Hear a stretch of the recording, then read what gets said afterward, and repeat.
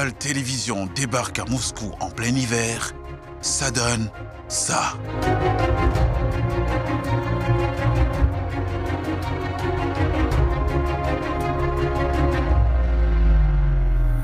À 2 pas du Kremlin, l'équipe au complet. Face à des hommes d'État, la semaine de la Russie. Global Télévision à Moscou, la capitale la plus peuplée d'Europe et dans le peloton des plus belles villes du monde. Moscou contre-attaque. Nous n'avons rien contre le sommet des États-Unis, Afrique, mais nous sommes contre la tentative d'imposer aux Africains le choix d'un seul partenaire. Déshabille l'OTAN.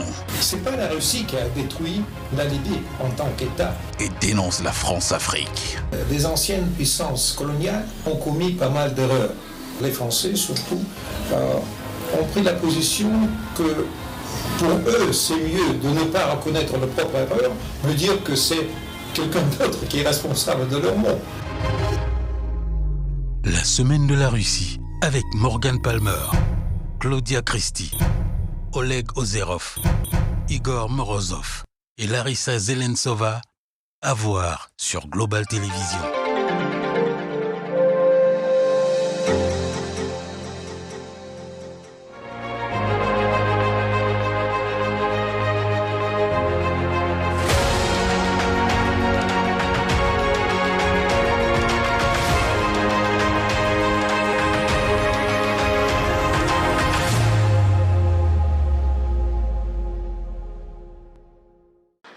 Notre odyssée se poursuit ici en Russie, à Moscou, et 1, et 2, et 3, et 4.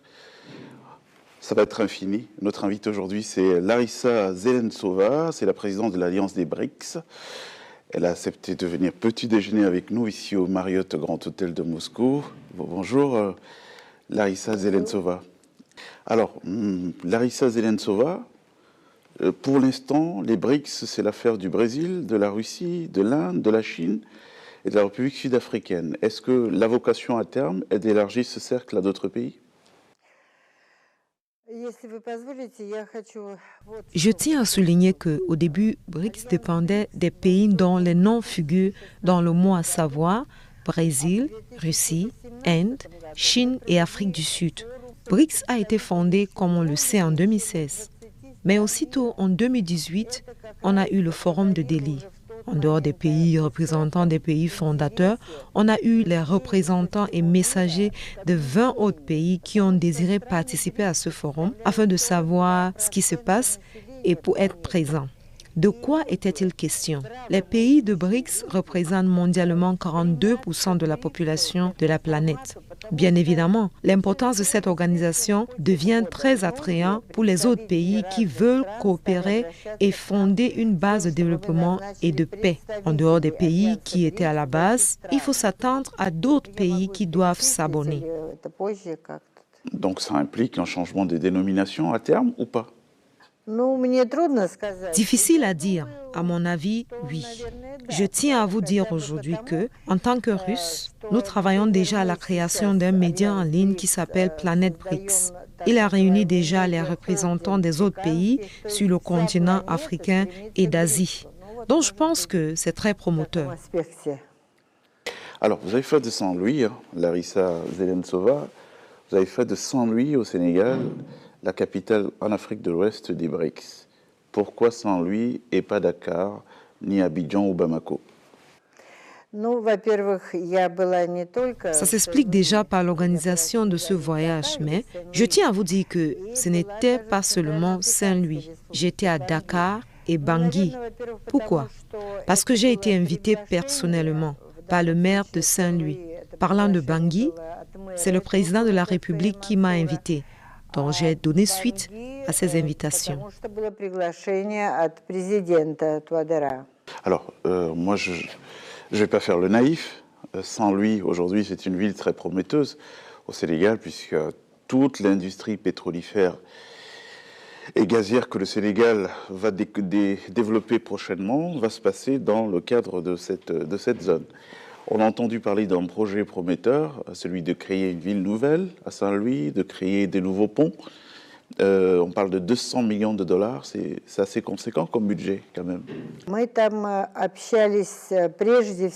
Tout d'abord, je tiens à vous dire qu'on était venu en tant qu'organisation non gouvernementale faire le point et discuter de la coopération avec les sociétés.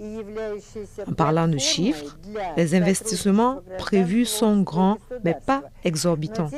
Ça veut dire qu'il reste encore les choses à faire. Les investisseurs sont toujours les bienvenus. Ce n'est jamais assez. On a évoqué plusieurs possibilités de développement, notamment le tourisme. Et moi-même, j'ai évoqué le développement des pistes de ski, parce que nous avons ici des partenaires qui sont très efficaces dans le domaine et qui ont équipé récemment les pistes de ski à N'Djamena. Donc, ils sont spécialistes dans le domaine. On a parlé aussi, Larissa Zolensova, de financement de projets en République centrafricaine. C'est vrai on saute de coq à l'âne, puisqu'on part du Sénégal pour la Centrafrique. Alors, en quoi vont consister clairement ces projets et quelles sont les conditionnalités qui sont adossées à ces financements? En effet, nous avons discuté de plusieurs projets et possibilités avec la République centrafricaine, le président et le gouvernement, puisque nous étions reçus par le président et le délégué des ministres. Les deux nous ont donné l'envie de faire de la RCA un modèle pour le restant de l'Afrique. La position géographique de ce pays sur le continent africain joue un rôle important. On sait très bien que le pays est riche en ressources naturelles et que ces ressources représentent une taille gigantesque dans le domaine du gaz et du pétrole. On va mener dans ce pays des grandes compagnies telles que Gazprom Bank, pour qu'elles puissent travailler sur place, étant donné que l'État se dit prêt à se porter garant. On a fait aussi des propositions de sortie de certaines entreprises russes de taille importante, ainsi que les autres entreprises des pays formant l'État BRICS.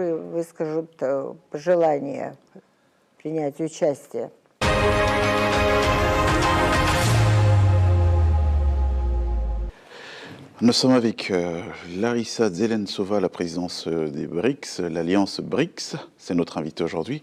Larissa Zelensova, vous avez bien conscience, c'est plutôt une question, est-ce que vous avez conscience que le dynamisme, toutes les initiatives que vous êtes en train de prendre aujourd'hui sont de nature à ne pas faire plaisir à d'autres puissances antagonistes? Et qu'est-ce que vous faites pour vous prémunir notamment d'un retour de bâton, si on peut dire ça comme ça? On comprend bien les tenants et les aboutissants de ce que nous faisons. Mais ce que je tiens à souligner, c'est que les peuples africains ont un désir très marqué de procéder au changement, de se développer, de sortir de ce contexte historique dans lequel ils se sont trouvés. Qu'est-ce que nous pouvons proposer aujourd'hui? On pense aux initiatives culturelles, sportives, dans les domaines des concerts, amener les troupes de théâtre, de ballet, les orchestres symphoniques et folkloriques, réunissant les artistes du BRICS et les autres pays africains qui sont prêts à se joindre à nous. Ce genre de manifestations sont des actes de paix. Alors, Larissa Zelensova, vous avez bien conscience qu'aujourd'hui, il y a un ordre de priorité. Nous sommes dans un continent, l'Afrique, qui a plus de 60% de taux de chômage. Est-ce que dans la priorisation des sujets, aujourd'hui, vous êtes dit, on va peut-être, en plus du culturel, qui est bien, on va attaquer l'économie en apportant des projets concrets qui puissent occuper cette jeunesse africaine aujourd'hui désœuvrée? En effet, ma récente venue dans les deux pays africains m'a prouvé le niveau toujours croissant d'éducation. Les jeunes gens que nous avons rencontrés sont de mieux en mieux formés. L'intérêt de la jeunesse africaine est d'aboutir vers les sciences, les carrières scientifiques liées à la haute technologie. Les jeunes sont de plus en plus intéressés. À mon avis, c'est bon signe. On a discuté de plusieurs projets dans ce domaine. Il faut créer de nouvelles entreprises qui pourraient attirer les jeunes et les emplois. À titre d'exemple, une raffinerie en RCA. Aussi, il y a des projets liés à la création des sites de traitement des produits agroalimentaires. Il y a d'autres projets liés plus ou moins à la haute technologie. Et c'est très important de leur tenir la main en leur formant ici, avec possibilité d'inviter les étudiants des pays africains à continuer les études dans les universités et écoles supérieures en Russie pour devenir ensuite des spécialistes dans le domaine qui les intéresse. Je tiens aussi à ajouter qu'il faudrait revoir le programme d'éducation des jeunes en RCA. On aimerait bien commencer par la promotion de la formation au niveau de l'école primaire et du secondaire.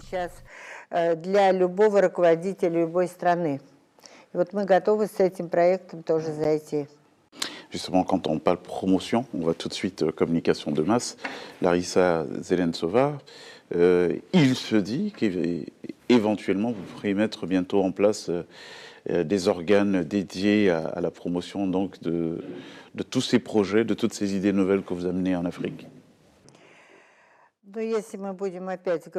Bien évidemment, la communication joue un rôle clé pour la meilleure conduite. Parlant de la RCA, l'un des pays que j'ai visité récemment, on a négocié de la création d'un réseau d'Internet. Il manque encore d'antennes pour couvrir totalement le territoire de ce pays qui est assez vaste. Notre alliance propose la création d'un centre d'apprentissage de la langue russe. On aimerait bien que toutes les volontaires puissent apprendre la langue russe. Sur notre média en ligne Planète BRICS, il y a une télévision qui a pour objectif de communiquer sur nos efforts et la recherche des partenaires. Donc tous ensemble, nous pouvons rendre publics les efforts que nous sommes en train de faire. Pour terminer, il faut préciser que c'est un grand journaliste camerounais, Bachir Laden, qui nous a aidés à communiquer sur les déplacements dans ces deux pays. Bachir Laden, qui est un visage connu dans le microcosme télévisuel africain. Alors là, on va s'acheminer vers la fin de cet entretien. Vous avez visité pas mal de pays, vous êtes passé au Sénégal, en République centrafricaine, on vous annonce au Congo-Brazzaville bientôt, en Angola aussi. Où est-ce que vous avez reçu le meilleur accueil? Vous savez, c'est difficile à dire. L'accueil qui nous a été réservé dans les deux pays, Sénégal et RCA, était extraordinaire. Jamais on n'a eu ce genre de comportement. Il semble que même dans les conditions difficiles, les gens sont encore plus ouverts et plus accueillants. En tout cas, on peut noter que dans les deux cas, il y a un adoubement présidentiel, puisque vous avez reçu une invitation directe du président Touadéra, et au Sénégal, du beau-frère du président Macky Sall, initiative qu'il n'aurait pas pu prendre sans l'aval du président. Donc on considère que vous étiez en pays ami, en territoire ami. Tout à fait, le niveau est très haut, on est fiers. On est très reconnaissant de ce genre d'accueil. Au Sénégal, tout comme en RCA, on a signé des accords avec le maire.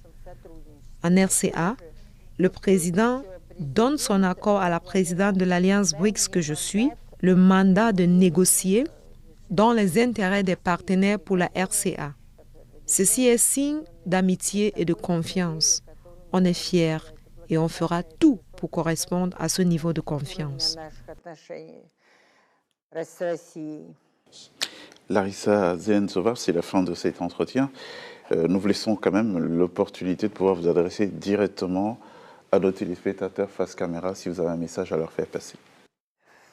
Je tiens à remercier le peuple africain de leurs efforts, de l'amour, de l'amitié qu'ils portent pour le peuple russe, de leur bonne volonté, bonne foi, de la tentative de tout faire pour vivre en paix, pour coopérer et pour se développer dans les meilleures conditions, dont on fera tout pour ce peuple afin que ces tentatives et ces efforts soient fructueux et réussis.